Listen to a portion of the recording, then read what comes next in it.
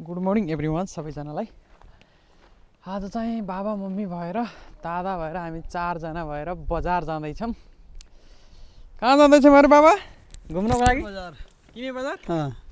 Mummy कस्तो लागिरह? एकदम रमाइलो इन्जोय भइरहेछ। राम्री त के हुन्थ्यो बाबु भर्खर नेपालबाट आएको उहाँको वेशभूषा हामीलाई थाहा नै छैन कस्तो हुन्थ्यो थाहा छैन। त्यही पनि छोराहरू थियौँ आउँदा एकदम खुसी हुनुहुन्छ नि? पुरा भर्खर 16 वर्ष तरुनी। अब हामीहरू यहाँबाट निस्किन्छौँ बजारतिर।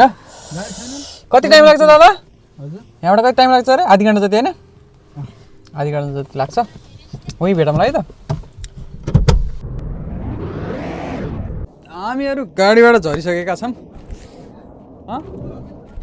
ल जाऊ फोटो खिच्ने होइन। अब बजार जान्छौँ हामीहरू गाडी यहाँ चाहिँ पार्किङ गरेर होइन बाबा? जकेट कतिको तातो छ त?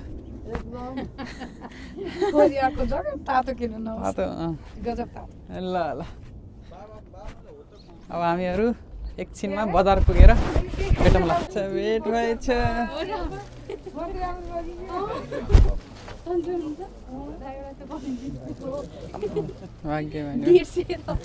नमस्ते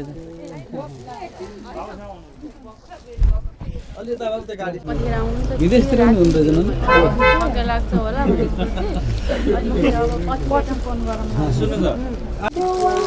के हो यस्तो? के हो गिफ्ट आएछ त?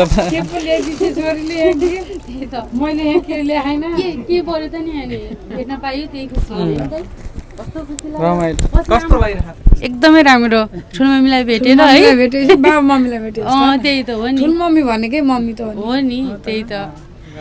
देवीले हेर्दैछस् भने पनि हेर छोरी मैले भेटाइसकेको छु है। त्यही त चिन्ता नगर। सबैजना छौँ यहाँ। हामीले यो आइफोनहरू किन्ने छ नि।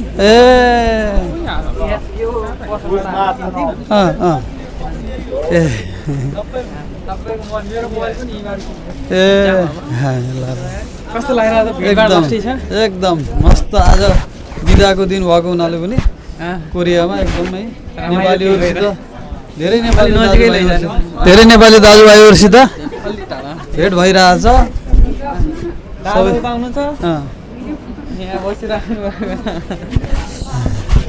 चिसो कतिको लागिरहेको तपाईँलाई? ठिकै छ, त्यस्तो चिसो पनि छैन, हल्का हल्का। अब हामी चाहिँ थाइसोमा जान्छौँ। थाइसो भन्यो नि त? थाइसोमा चाहिँ जान्छौँ। त्यहीँ भेटौँ है त। ल कस्तो लागिरहेको त बजार? एकदम राम्रो बजार। लास्टै सस्तो पर्छ नि सामानहरू यहाँ थाइसोमा चाहिँ। मैले हामी बजार भन्ने नाम मात्रै सुनेको थियौँ, अब प्रत्यक्ष देख्न पनि पाइयो। यहाँको पुरै कस्तो सस्तो पाउँछ सामानहरू होइन दादा? चिल्छ नि जिन्दगानी।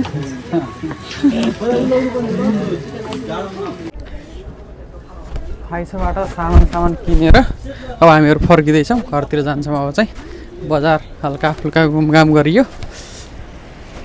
बाबाहरू अगाडि हुनुहुन्छ, दादा बहिनी ज्वाइँ सबै हुनुहुन्छ। तरकारी बजारमा दादा हुनुहुन्छ। कति राम्रो देखिन। सामान लिएर अब फर्किँदैछौँ घरतिर। सब सामानहरू किनेर पुरै हेर्न सक्नुहुन्छ। आज पोलेर खाने भनेर एकदम तरिकाले भएको छ।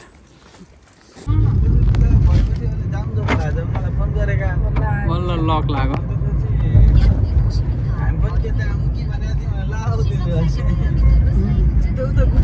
हामीहरू आइसक्यौँ। भाउजू के भन्न चाहनुहुन्छ? सामान लिएर आइसक्यौँ बजारबाट। अब हामी मस्तलाई पोलेर खाने भनेर मासु टन्न छ यहाँ। मासु पोल्ने कार्यक्रम भइरहेको छ। मासु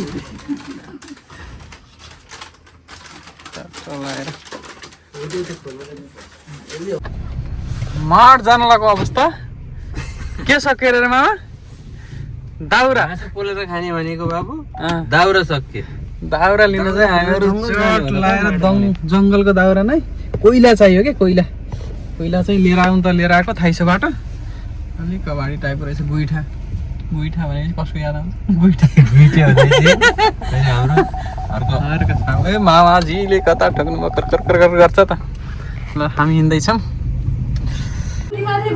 उता मासु बन्दैछ यहाँ पानीपुरी ल पानीपुरी बनाउने मान्छे के भन्न चाहनुहुन्छ आजको दिन एकदम रमाइलो हाम्रो स्नाल विशेष यहाँ मासु पोल्ने कार्यक्रम पनि भइरहेछ पानीपुरी बनाउने कार्यक्रम पनि भइरहेछ धेरै धेरै धन्यवाद यस्तो यस्तो मिठो मिठो चिज बनाइदिनु भएकोमा धेरै धेरै यहाँ हामीसँग कोक पनि छ भित्र केही त छैन नि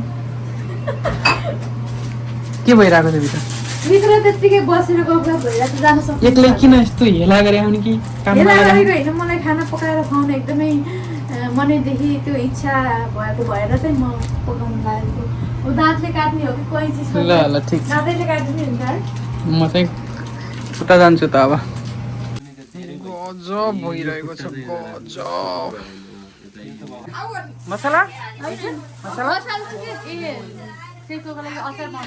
ए अचार ल अचार हामी यहाँ पानीपुरी छ पानीपुरी होटलमा मात्र खान्छु म नेपालबाट आएर यस्ता पानीपुरीसँग मासु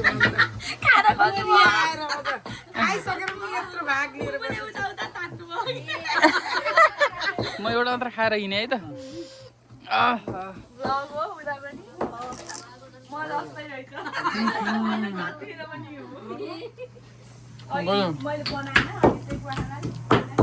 के भन्न चाहन्छौ तपाईँ ठुलो मिठो बुवा आएर धेरै रमाइलो भएको छ भन्न चाहन्छु ल तिमी पनि आएर यहाँ धेरै रमाइलो भयो हामी उता मासु खान जाँदैछौँ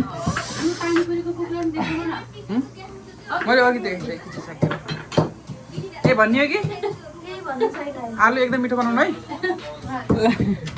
मासु टन्नै चल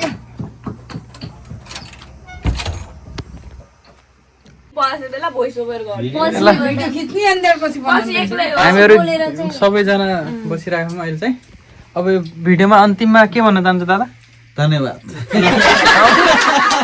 बाबुले के भन्न चाहनुहुन्छ ल बहिनी के भन्न चाहन्छ धन्यवाद भन्न चाहन्छु ल बाबा धन्यवाद भन्न एकदम रमाइलो छ धन्यवाद गुड नाइट ल मामा बाई ल अब सेभ गर्दिनु बाई